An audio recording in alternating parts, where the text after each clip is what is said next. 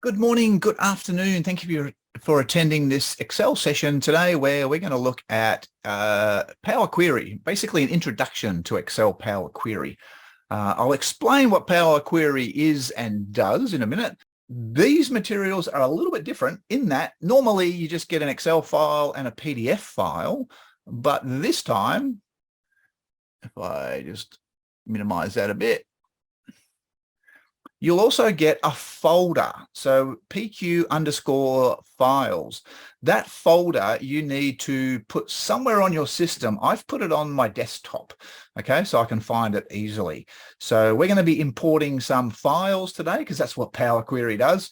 And we're going to use the files in this PQ_files folder. So you need to save that folder somewhere on your system. Okay, so a little bit different today because we're going to be using other files. Okay, Power Query is dedicated to converting data into a table format ready for use with pivot tables and formula-based reports. Now, I'm going to use a poll. Again, I don't usually use a lot of polls in my webinars, but here is one.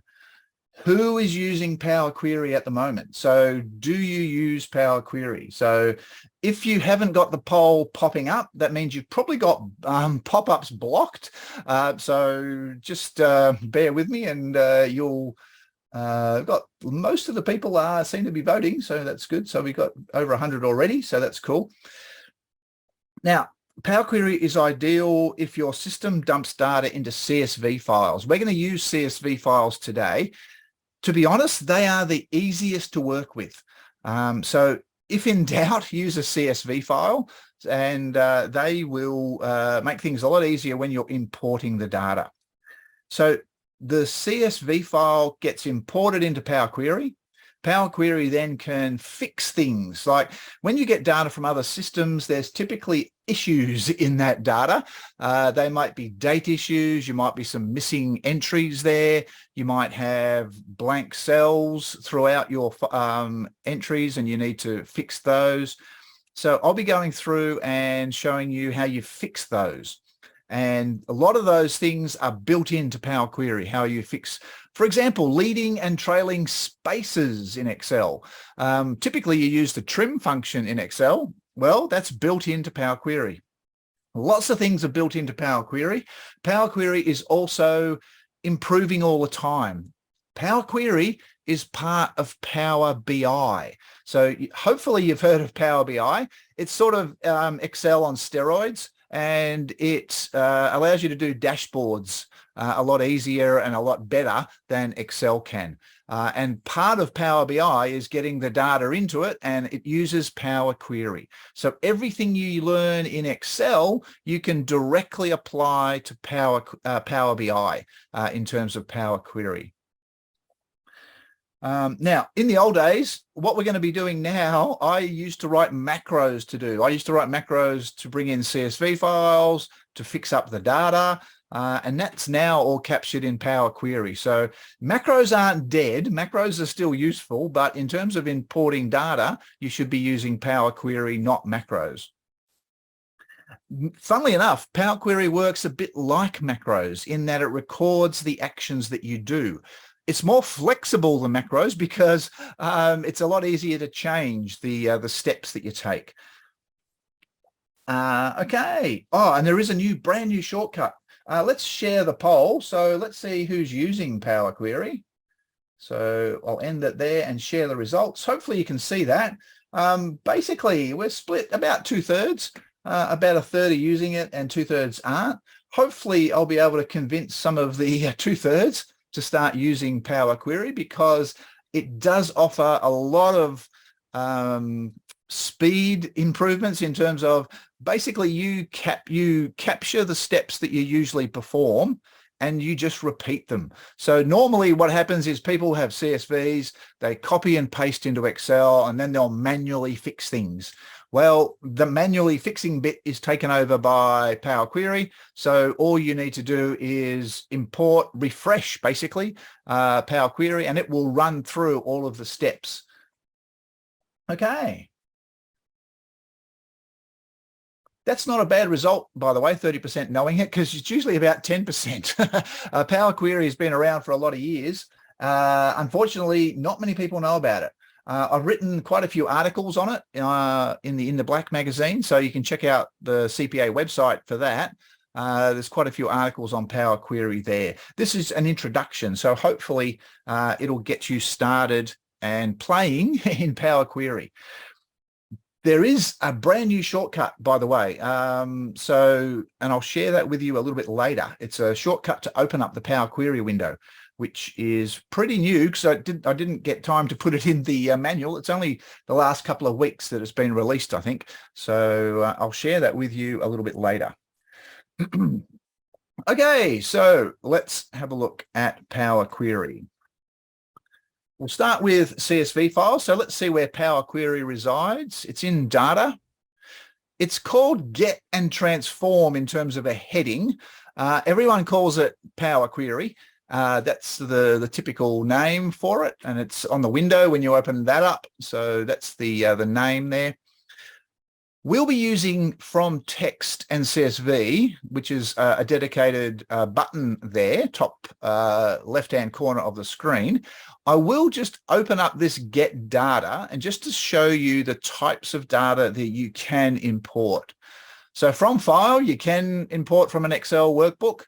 We're not going to be doing that today, but you can. Text and CSV is what we're going to focus on. XML, that's a web format. JSON is also sort of a webby format. PDFs, that's a fairly new one. So you can import data from PDF files and from folder. Now, I am running another session next week, so next Tuesday.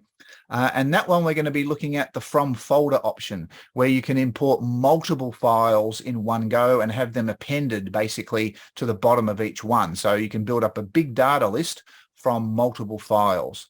That's next week. Databases, SQL, Access, some of the other ones are in there as well. Azure is Microsoft's online data platform. We can bring in stuff from Power BI as well. Online services, SharePoint, Salesforce, Dynamics, that's a Microsoft service. And the old-fashioned way is some of these ODBCs and some of the other options there, SharePoints and other ones. Combining queries, that's the merge and append. We'll do some of that next week. We'll use those ones, but not today. Okay, so let's dive in. I'm going to click the From Text and CSV button. Now I'm going to need to navigate to the Power Query _files folder. So that's part of the materials.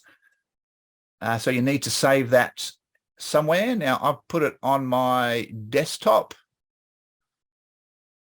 So PQ _files, that's the folder.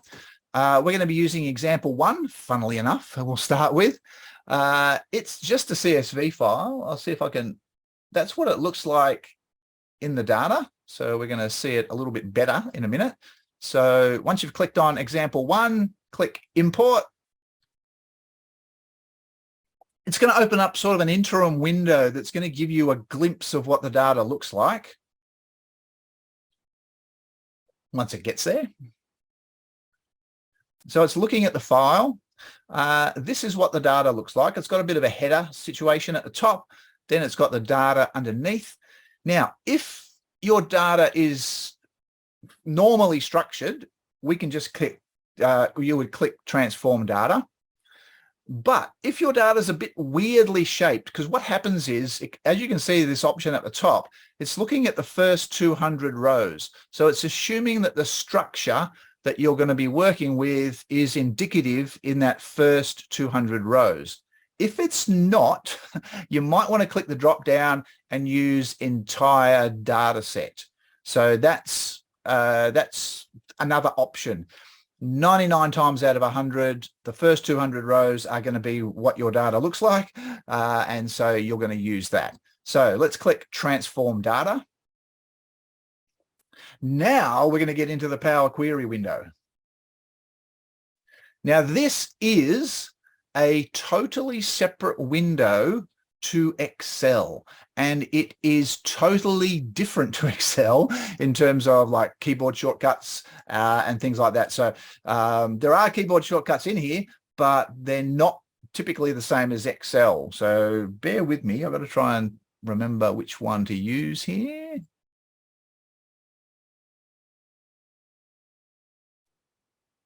Oh, there we go. That's it.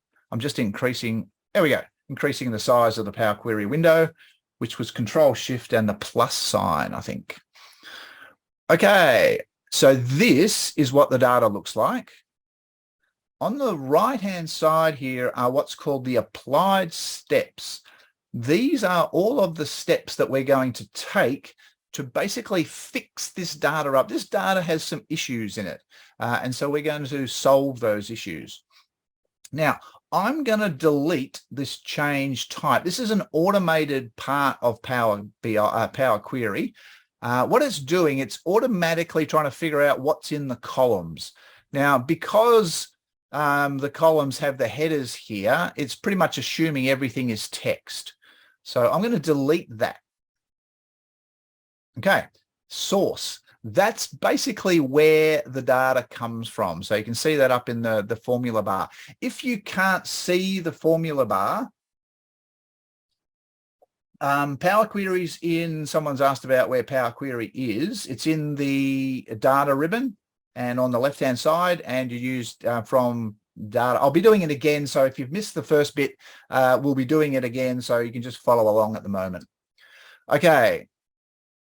So if you can't see this formula bar up at the top, go to View and tick Formula Bar. So top left, we're trying to, I think they're trying to get Microsoft to have this ticked as default, but I think it's unticked as default. So you need to tick that to see the formula bar. This is sort of the commands that will be captured as we go through. So click back on Home, and let's now make some changes. I don't need the header information. So what I'm going to do is delete these first 3 rows. Now, it's different to Excel. You don't click on the row numbers or anything like that. What we do is we use the buttons that are on, most of the buttons you use are on the home ribbon. So I'm going to click the drop down for remove rows. And I want to remove top rows. So I'm going to do that. As you can see, there's other options there like duplicates and things like that, but I'm just going to remove top rows. It's going to ask me how many. So I want to remove 3. So just type in 3 and hit OK. When you do, on the right-hand side, you'll notice the step has popped up. When you see a cog icon on the right-hand side, that means you can change the step. So if I click that cog, I can change the number. So theoretically, the data you're working with, the assumption is that the data structure is not going to change. You might have more data or less data, but the structure, like columns, how many rows at the top you don't need, those sort of things will be static. If they change, you might need to edit the Power Query. For example, if IT go and throw in an extra row at the top for something else, you might need to change this to 4. But in this case, we're going to stick with 3. Okay, now this messes with people's heads because we're so used to it. There is no undo button in Power Query yet. I know, again, we're asking Microsoft to make changes there, but there is no undo button. So you can undo things. So for example, if I click that little X, then it undoes what we just did. And so I can redo it, but I can't use undo and redo. There's no undo and redo buttons. But as you saw, it's really easy to delete a step. So I'm just going to redo that for 3 and click OK. Here's the really cool thing about Power Query versus, say, a macro. So all of these steps will build up as we go through. But if I want to see what the data looked like initially, all I've got to do is click on the source step. And that shows me what the data look like. Then I can click back on the remove top rows, and then it shows me. So it's a lot more intuitive in terms of having like an audit trail, if you like. It's a lot easier to actually follow the steps than, say, a macro. If you don't know about macros, just ignore what I'm saying about macros. Don't worry about them. But just believe me, Power Query is easier to use than, say, the macro recorder. Okay, so that's the first step. The next step, oh, by the way, I'll catch up to the manual now. We've just done page 6, and we're flicking over to page 7 in the manual. Okay. Now, this first row is now what are called headers. So this is the headings for each of the columns. So what I'm going to do is there's a button in the middle of the home ribbon, use first row as headers. That's a fairly common one to use. You'll use it once probably. When you do, the Power Query is going to say, okay, that's the headers. So I'm going to try and figure out the type of data in the columns. So it reruns that change type. Now, here's a thing about Power Query. Power Query is more a database system than an Excel spreadsheet system. Okay, so it's more database related. In databases, a column is a field, and it should have a data type. So that it's not a format, though it might involve a format, but it's not a format. So when you tell, for example, this is a date field. Now I'm going to delete the change type. Okay, because I want to control the columns. It guesses the type based on what's in the data, what's in the column. So what I'm going to do is I'm going to click on the ABC, which is sort of the default type. And this is a date column, but this date format is not recognized by Excel. It has the year, the month, and then the day, but it's like a number. And so Excel treats this like a number. So, but Power Query is a bit more intelligent. So when I click the ABC icon, I can choose date as one of my options. So this is the type of data in the column. And you can see Power Query figures out what the date is and converts it into a date. It's changed the format, but it's not a formatting feature, okay? You're telling Power Query what should be in that column. It should be dates. Okay, it's not a formatting feature. I'm going to leave the account as ABC because when we're going to load some other data in, and it's going to have leading zeros. Leading zeros in Excel and CSV files has always been a problem because normally Excel will cut off any leading zeros and just use the number. But when you're using Power Query, you can actually control that. So I'm going to leave it as ABC, which is text, which is why it's left aligned. Now, the state column has its own problems in that you may notice that some of these are not left aligned because there's leading and trailing spaces in the state column. Now, in Excel, you'd use the trim function, and funnily enough, built into the Power Query is the ability to do trimming as well. So right click. So to do anything on a column, the easy way to do it is to right click the column header. And here are a whole lot of options. Now, I'm not going to go through all of these. Obviously, remove is pretty obvious. You can copy a column. You can remove duplicates, remove errors. What I want to do is I want to transform the column. And trim is there. And you may notice there's other things like making it lowercase, uppercase, capitalization, that sort of thing. Cleaning refers to some characters that you might get from the web if you're getting data from the web. Sometimes it brings in characters that aren't really recognized by Excel, so you can clean them. But all I'm going to do is trim the data.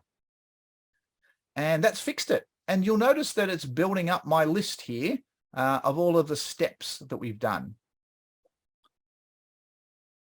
Okay, so I'm happy so far. Let's now work on the amount. So the amount column should be a currency column. So and it changes it to a $sign. Notice it doesn't put the $sign on there, but it does put the comma and the 2 decimal places in there. So that's that. And that's pretty much. And you'll notice that we've got another change type in here as well. Some of these, this might differ from the manual a little bit, but don't be too worried about that. It all does make sense in the end. Okay. Oh, by the way, the name it uses up the top, you can change, but it uses, in this case, the file name. So example 1 was the CSV file name, and so that's the name it uses for this particular query. Okay, well, we're good to go. So I'm finished. I've fixed the date. The account is a text. The state is text. The amount is a dollar or a currency. And so I'm going to now import it. So here we go.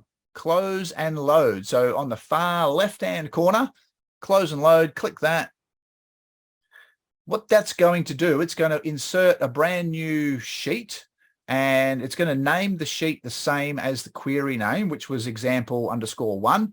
And there's the data. So that's the fixed data set. Now I'm going to save the file. I'll call it completed, even though I haven't really yet. Okay. What I'm going to do now is I'm going to close the file, and we're going to come back to it. I need to close Excel, actually, which is really frustrating. But let's bring in let's go and open up the desktop. Okay, so PQ_files, that's the file that I've just imported. So that's the listing there. The beauty of Power Query is what we've just done is we've just captured let's say the data cleansing steps that we need to fix that data set. We can now repeat it on, let's say, a larger data set. So I'm going to change the name of this one to old. So that's the old data. And I've got another one here that says extras at the moment, and I'm going to delete the extras. You have to close Excel to do this. When you've got a Power Query that's linking to a file, it won't let you change the name of the file. And so that's why I had to close Excel down. So now I have. So what I've basically just done now is I've sort of overwritten example_1. So let's say you had data up until the end of December, and now you're going to update it with January's data, and you're going to paste it on top. So you can basically build up, month on month, a larger and larger download, for example. So that's what I've done. This file is slightly larger than the other one, so there's more entries in it. So let's go back to Excel now, and we'll open up the completed version. If you do have any questions, feel free to put them in the chat screen or the Q&A screen. Okay, completed. Now let's have a look here. I'm going to open up the queries window. There is a queries window on the right-hand side when you first create it. This is it here, queries and connections. It will pop up. It's a task pane there. Oh, okay. Someone's mentioned that they changed it to a currency, but it didn't have the comma. That's interesting. I thought that was fairly standard. Okay, so there is example 1. It's got 72 rows in it. So we can go down and check that. Okay, so it's got 73 because it doesn't count the header as a row because that's a header. So there's 73 rows there. Now I'm going to right-click on the data and choose refresh. So what that's going to do, that's going to look at the example1 file again, which we've just updated. We've just put more data into it, and it's going to run that same query. It doesn't care that there's extra rows in there.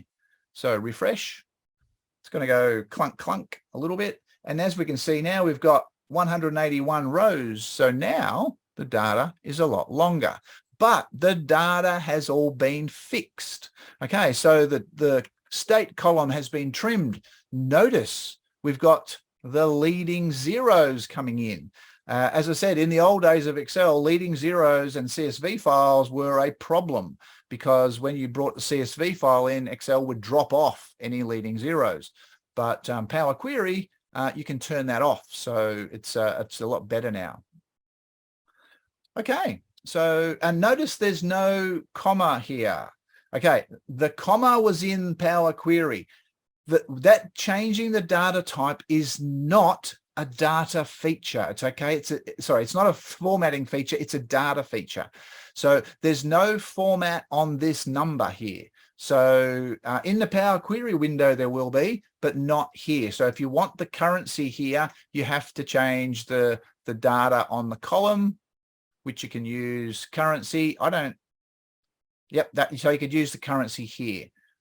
Okay, the date does come across simply because it has to, but in terms of the number format, it's not a format. You don't do formatting in Power Query. You do formatting in Excel.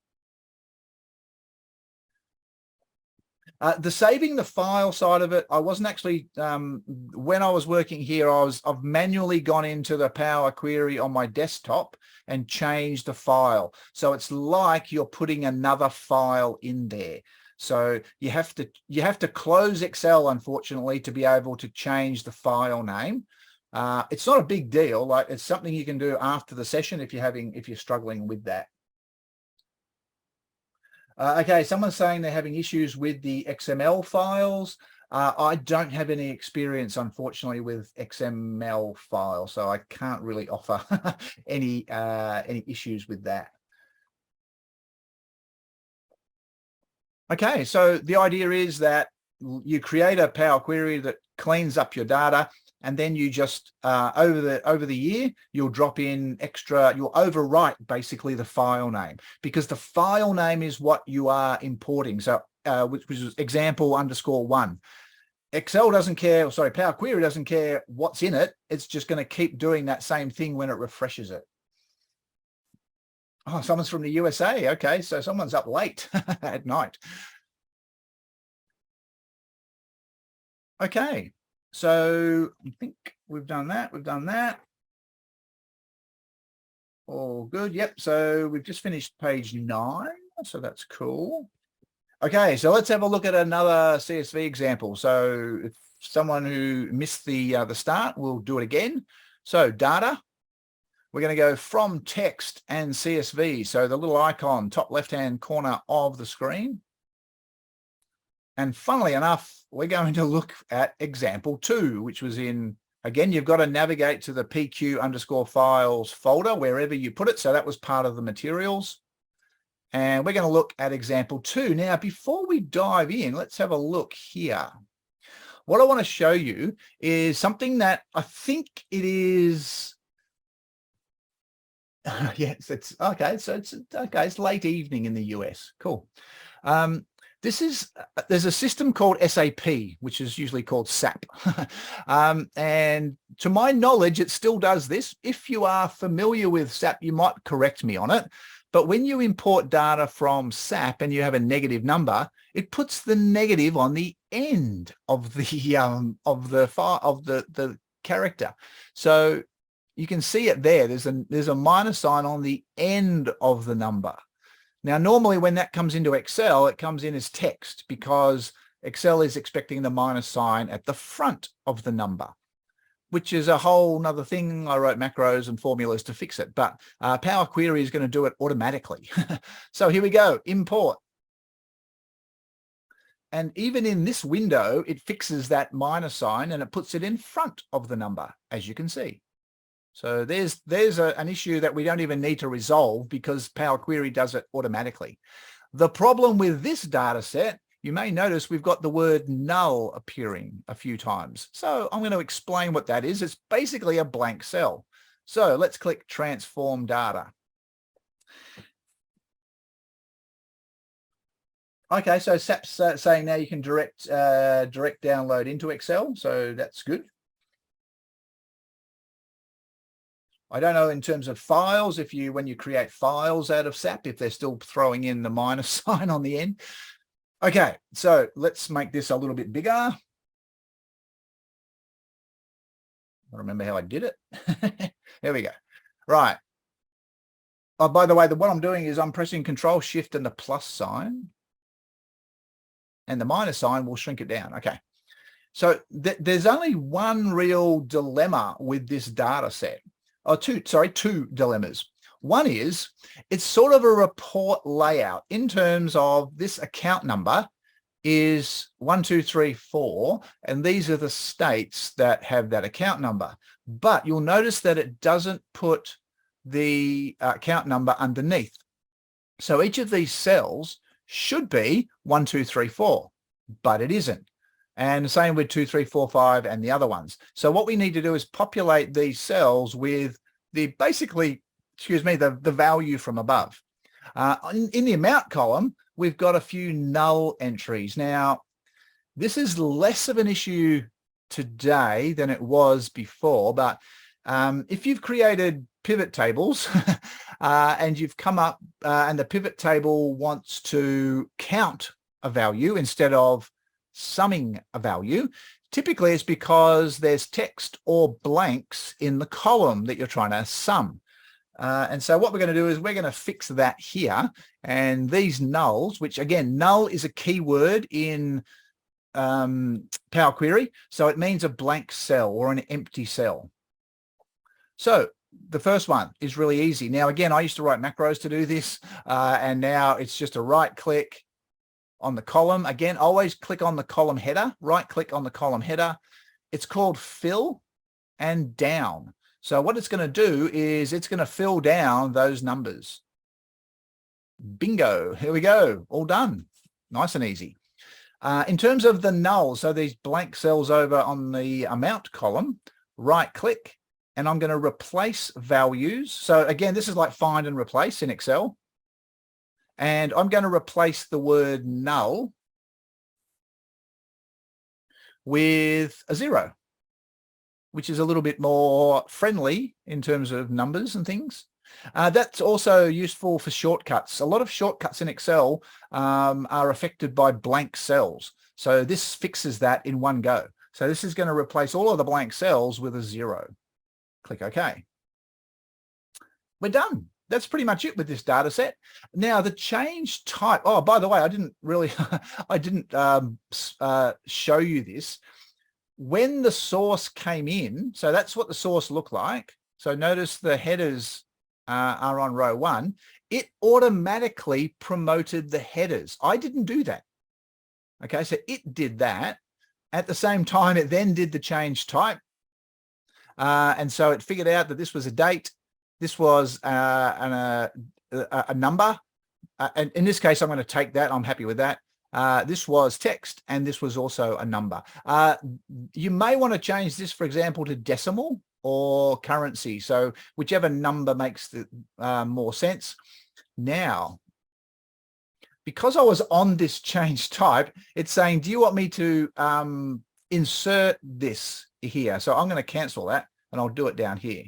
Right, so I'm on the last step now. When you click on a step, if you then do something, you're going to insert a step. That may be fatal, okay? So not to you, but to the query.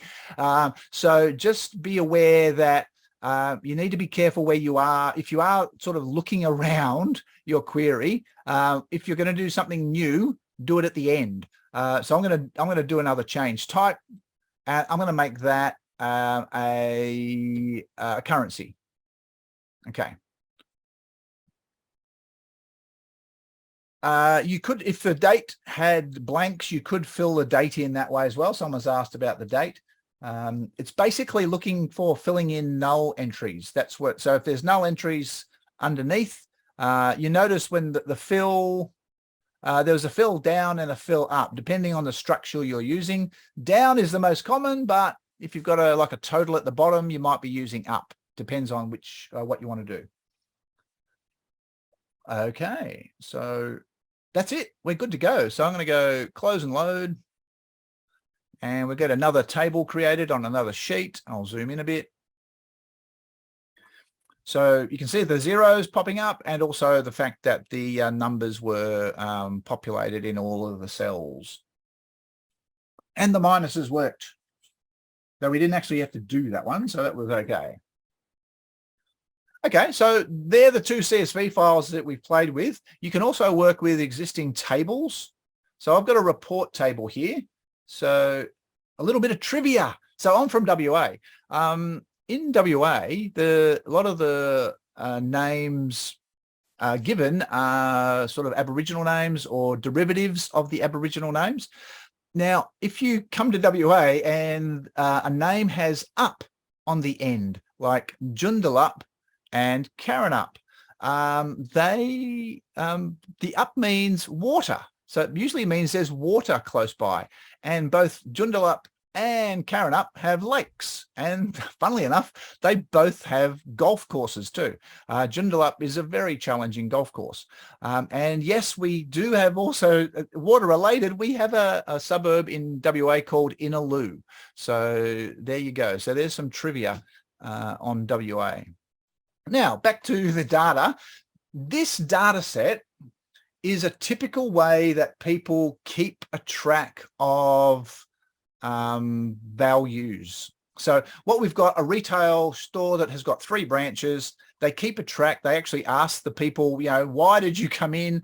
And so you'll find out a type. So why did they come in? And they keep a track of it daily, and they'll put it in at the end of the day.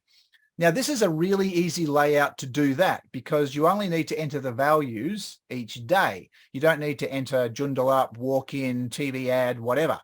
But even though this is really good for input, this is really bad for reporting, say with a pivot table. So this is not conducive to normal report layouts. But we can create a data set from this that is, say, pivot table friendly. So let's do it. Click anywhere in this data, and this is a formatted table, by the way. So I don't know, I ran a session on formatted tables last week. Yeah, someone's asked about changing the currency to the millions, etc. You don't do that in Power Query unless you want to divide by 1 million and do something like that. You can add a column to do calculations. So you could actually change it to a different value by doing a divide by 1,000, divide by 1 million, but there is no formatting in Power Query. Power Query does not do formatting. Excel does, but Power Query doesn't. Okay, so let's play with this. This is a formatted table. I did that last week. That's on my website too. So if you don't know about formatted tables, highly recommend it. And you can check it out for free on my website. Okay, I'm going to go into data. This time I'm going to use from table or range. So this again, top left-hand corner in the data ribbon, from table or range. This will go straight into Power Query because it's already a table. There we go. I'll zoom in a little bit. That'll do, just one this time. Okay, so you'll notice we've got our issue with copying down. So we know how to do that now. Right click, fill down. So right click on the header, always right click on the column header. So there we go, got all the names going down. Now, what I'm going to do is I'm clicking on the branch. I'm going to hold my control key and click on the type column. Those 2 columns we want to keep. So I want to keep branch and type. These columns I want to restructure into 2 separate columns. I want a column for the date and a column for the value. Now, I used to write macros to do that. Now, all I've got to do is right click on one of these selected columns. I've selected 2 and choose unpivot. Okay. The idea with unpivot is what we're looking at now is sort of like a pivot table structure. It's sort of like an output. It's like a report. So when you say unpivot, what it means is take that layout and put it into a data layout rather than a report layout. So unpivot it. So here we go. And it does, oh, what did I do? Oh, I did the wrong ones. Let's kill that. I've got to unpivot other columns. My mistake. Let's do that again. So I just click the X on that one, which is really good because it's really easy to fix. Let's do that again. Unpivot other columns. That's what we want, not this column. So unpivot columns. So that in that case, you would select the columns out here. That's got problems because I'm going to add extra dates to this table, or add an extra date to the table. And when you select the columns individually, that's a bad thing. So in general, you select the columns you want to keep and go unpivot other columns. And that's what I wanted. So there we've got. So the attribute, it always uses the same terms. So it's always an attribute column and a value column. In this case, I'm going to rename that to date. And I'm going to click on the little ABC icon and actually change it to a date. And there we go. So now this is, by the way, this is called normalized data. So it doesn't have many columns, but it has a lot of rows. Whereas that other layout was more a report layout than, say, normalized data. In general, having more columns is what really takes up memory and takes up size. If you can cut down the number of columns you bring into Excel, it's more efficient. So if you're, and that's what, I haven't done it yet. I will do it in the next example, but you can delete columns as well. So you can have like 50 columns that you import, but you might only use, say, 10 of those. And you can use Power Query to get rid of the columns you don't need. In this case, I'm happy with these 4 columns, and I'm going to go close and load. And there we go. Now, this is really, really flexible when you're working with a table. So let's say I add another date. So I'm going to do the 13th of the 1st. This is how long I've been running Power Query training for. I started back in 2016. So it's been around for a long time, Power Query. I'm going to be lazy, and I'm just going to put the same value in here. Let's say 50. Okay. Now I'm going to do something else. I'm going to insert a row here. And I'm going to use, I haven't got an other. We always need other entries. So I'm going to put 100 there. Going to insert another one here. Right click, insert, table above, other. And I'll make this one 200 just so we can see these when we look for them. And you don't need to insert it if you're adding it to the bottom. It will automatically insert the column, the row. And let's make that 300. Okay, so I've added a new date, the 13th. They've all got 50 in them. And then I've got these 100, 200, and 300. Now, you might think that would break the Power Query, but it doesn't. So let's go back to our table 1 and click on here, right click, refresh. And there is our 50. Okay, if we scroll down, we should see the other pop up somewhere. There's the other for Joondalup on the 13th. And scroll down. There's the other for Karanup on the 13th. And right at the end should be 300 for Inaloo for other. There we go. So if you're using a formatted table, the Power Query will work pretty seamlessly. Do I have a training session on pivots? I do. I won't be running that until later in the year. I do have, like, if you're after training now, then you can check out my Excel Yourself website. There's online training there that basically are recordings of my previous webinars. Okay, so that is unpivot. So basically it's taking data that looks like this, going across the page. This looks like the output of a pivot table, which is why they're sort of calling it unpivot. So they're saying take this report layout and basically normalize it, make it look like real data, which is what this looks like. So real data doesn't have a lot of columns, but it might have a lot of rows. So as you can see, we've got over 200 rows here that in this case, we only have, say, 22 rows, but that expands out really quickly.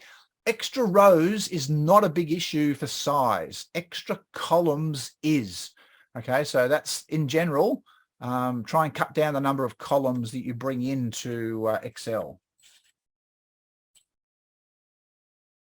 Okay, we'll finish off.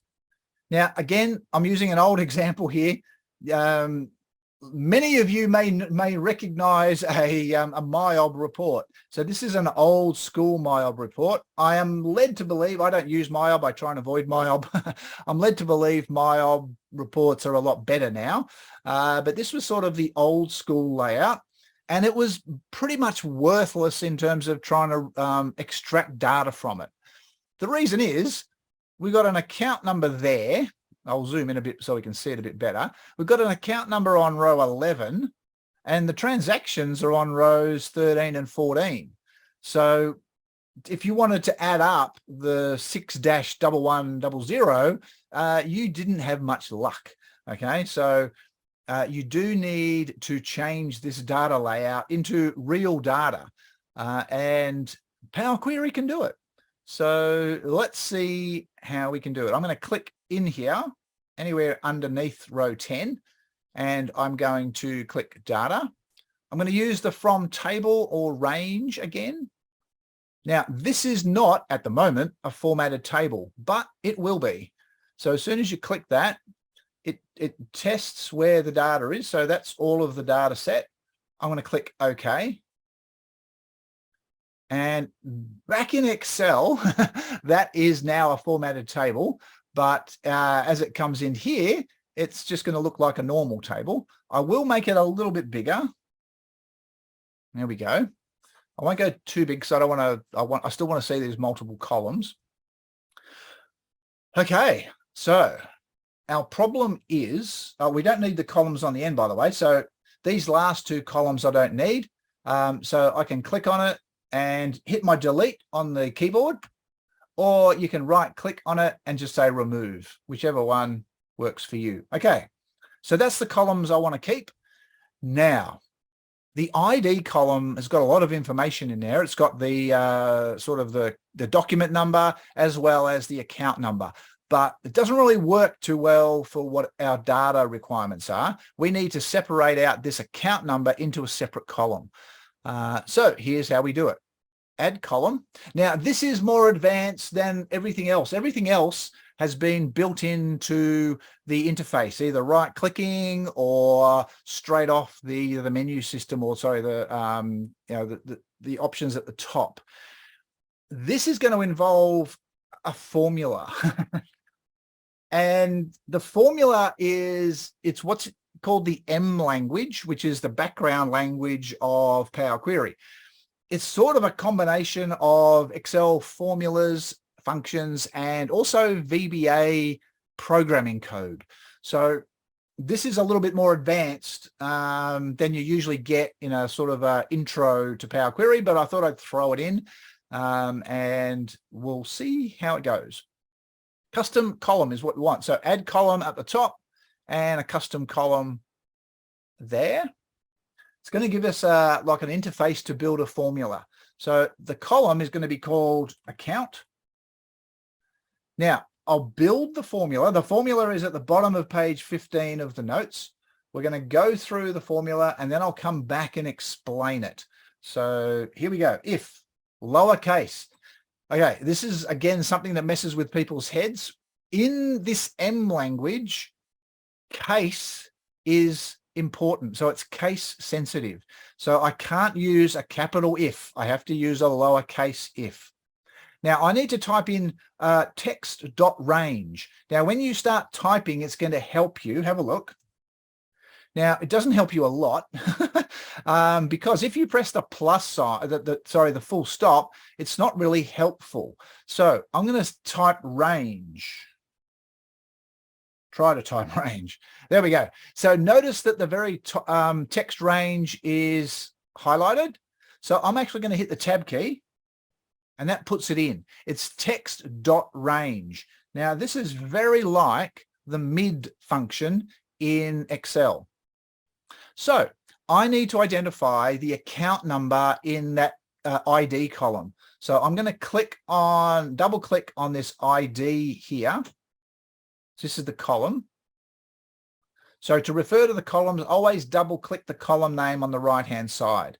So the next bit of the text range is comma, and then I'm going to type in a 1, 1. I will explain them in a minute. Okay, so that equals double quotes and the dash symbol or the minus sign. What we're going to do is identify when the entry in the ID column has a dash in it, okay, as a second character. So if that's the case, space, then lowercase, space, we want to bring in the ID column, space, else, we want null. So space, so else, space, null. We've got a tick down the bottom here. It does keep a track of the formula. It doesn't guarantee that you are right, but at least you've got the syntax right. That's it. I'm going to click OK. Null, by the way, is always in lowercase when you're using it by itself. Click OK. So let's have a look, see if we worked. I'll zoom out a bit.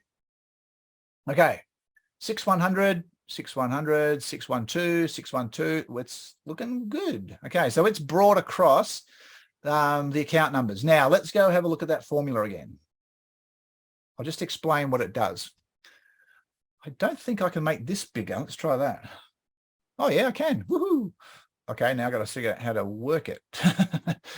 Let's go over here. No, I can make it bigger, but I can't make this wider, so it's sort of gone away. Let's try that. There we go. Right. So we're saying text range. We want the second character. Why did I put a 1 in there? Because it uses a weird indexing situation. It's not weird. It uses a 0 index. So the first character is defined as 0. The second character is 1. The third character is 2. Okay. So when I say comma 1, it's like saying, it is saying the second character. And then how many characters to extract is 1. That one is the same. Counting stuff, it doesn't start at 0, but referencing stuff, it does. Okay, so it's a 0-based index. So the second character is referred to as 1. The third character is referred to as 2.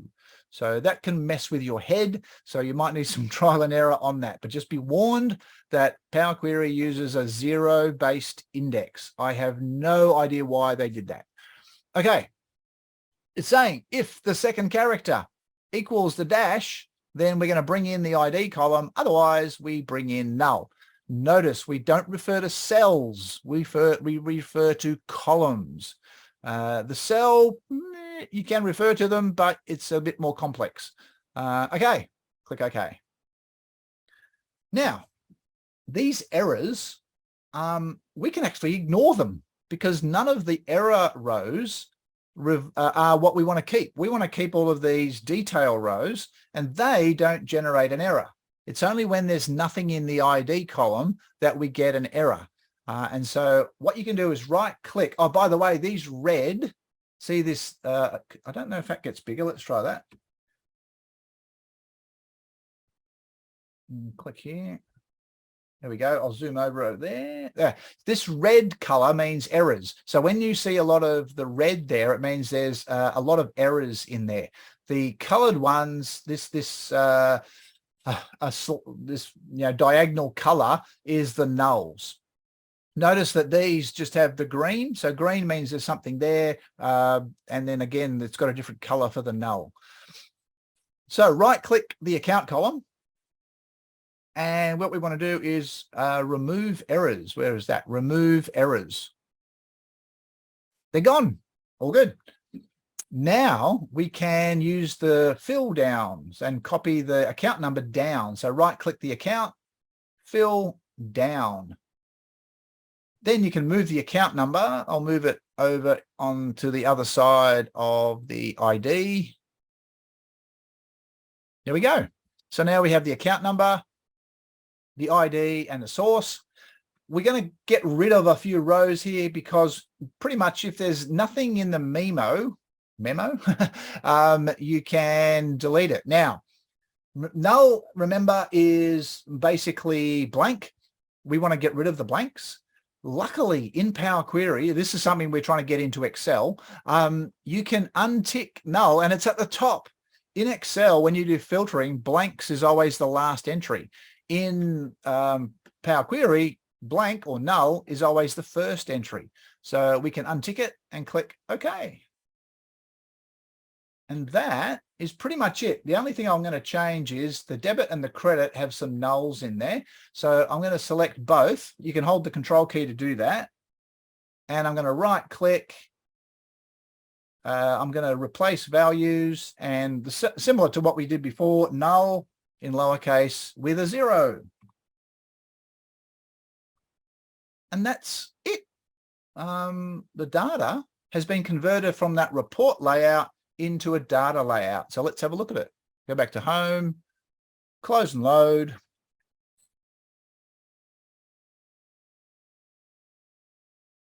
And it's all good. So that is a lot easier to use than that. So there we go.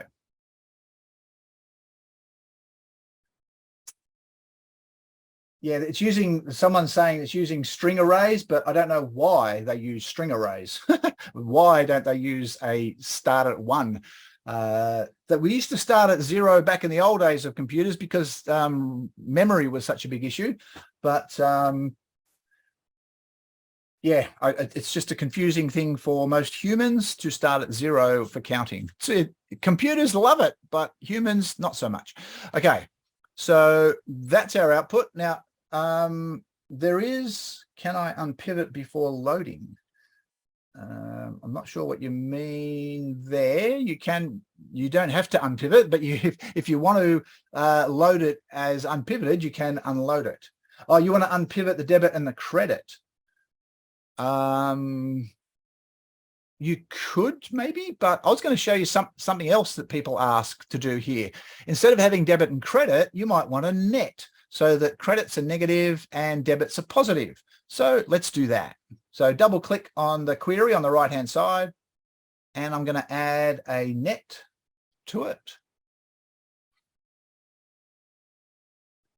And we're going to add a column, custom column,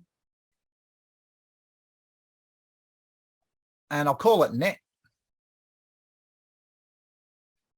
And what I'm going to do is I'm going to subtract, so debit minus, so I'm building a very basic formula, debit minus credit. So you always use the column names on the side. It wraps the square brackets around it. Click OK. Well, I've only got one negative, so the only negative is like a 6-cent thing here. So that's negative 6 cents. Once you've done that, you can then delete the debit and the credit. It's not like, this is not like Excel where you have to leave columns in. Once you've done a calculation, if you don't need the columns, you can delete it. Someone said something's repeating twice. Let's go have a look. I'm going to delete this. Right click, remove, and then I'm going to update it. Close and load. So someone said it was repeating. I don't have a repeat of the 3812 on mine. Okay, if you have it on yours, I'm not sure what would cause that. Okay, so that I don't think I've got any questions left.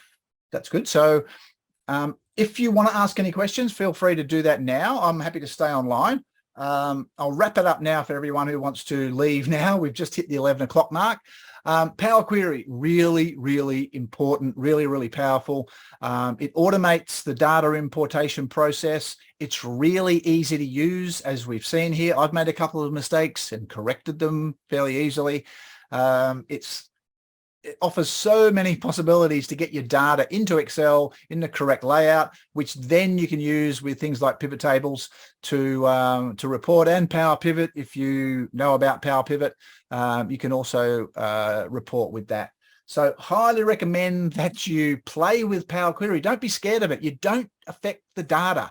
So those CSV files that we were playing with do not get changed. So you can't break the data, but you can improve the data if you like and get it into a better shape.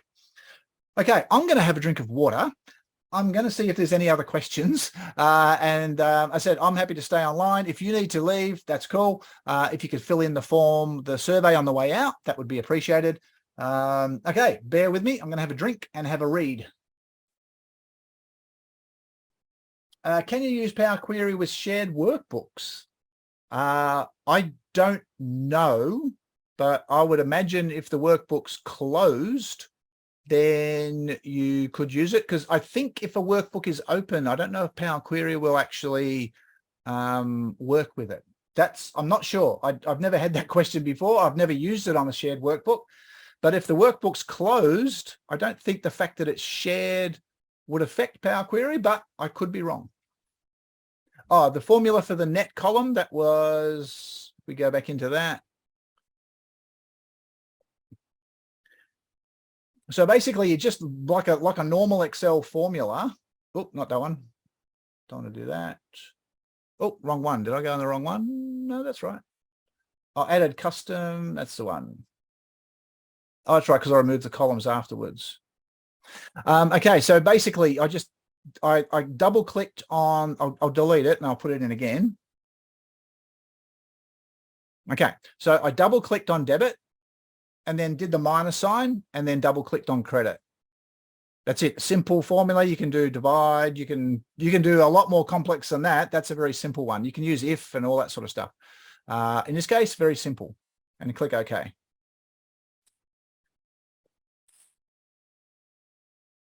Can we make a copy in another folder and still pick up the data?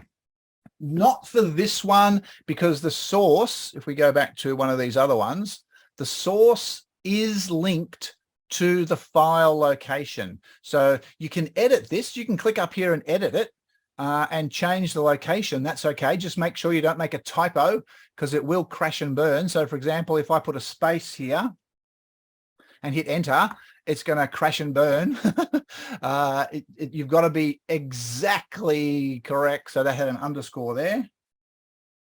Okay, so that will fix it, but you can edit in this source and you can edit up the top here. Again, if you missed that, if you can't see this formula bar, go to view and click and tick the formula bar.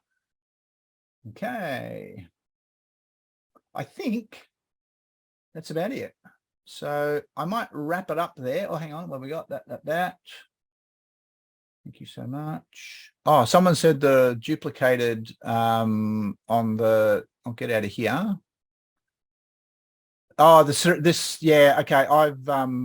This was just a copy. If you say this is duplicated, that could be right. It's just, I should be on the report as well, hopefully. Ah, okay. It's not there. Where are we? So, that's actually dropping some stuff off. Okay, there's the 3812. That's okay. Okay, yeah, you're right. There is another 3812 down the bottom there. That's interesting. I wonder why it's done that. 31st of the 5th. Did I? Okay, that's something I'll have to think about. It's duplicated those two lines for some reason. Let's go have a look. You can't copy, I don't think you can copy lines. You can copy columns. Certainly that's easy. Let's have a look. Okay, that's really, really interesting. It's doubled up on that. Now, I've never noticed that before. Let's go back to the source and scroll down. Okay, yeah, it's brought that in. It's like it's brought the top section in twice for that bit. That is really, really weird. And that's a bit scary too, because I can't think why it would do that. Okay, I'm going to stay online and fix this, but if you need to go, let's go see. I'm going to see if I can see what's happening. So I'm going to delete table 5.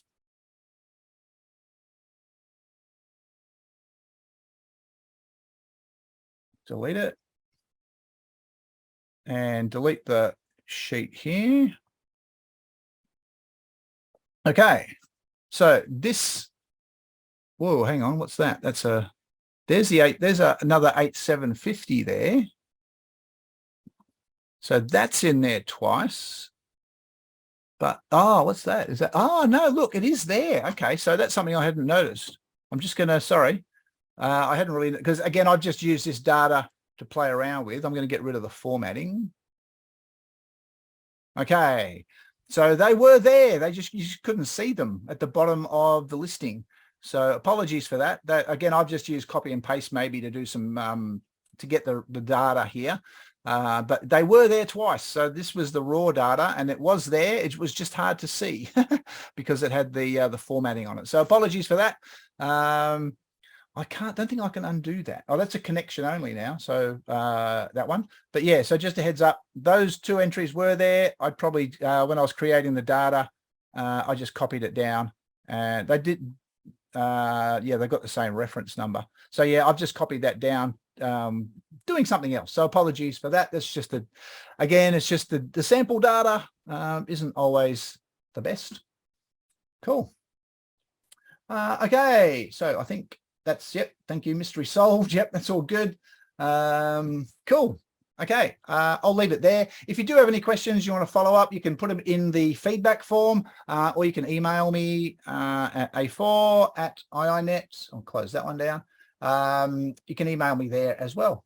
Okay, I've gone over time there a bit. Thank you. I'm sorry about that, but I always like to sort out problems, especially when with Power Query.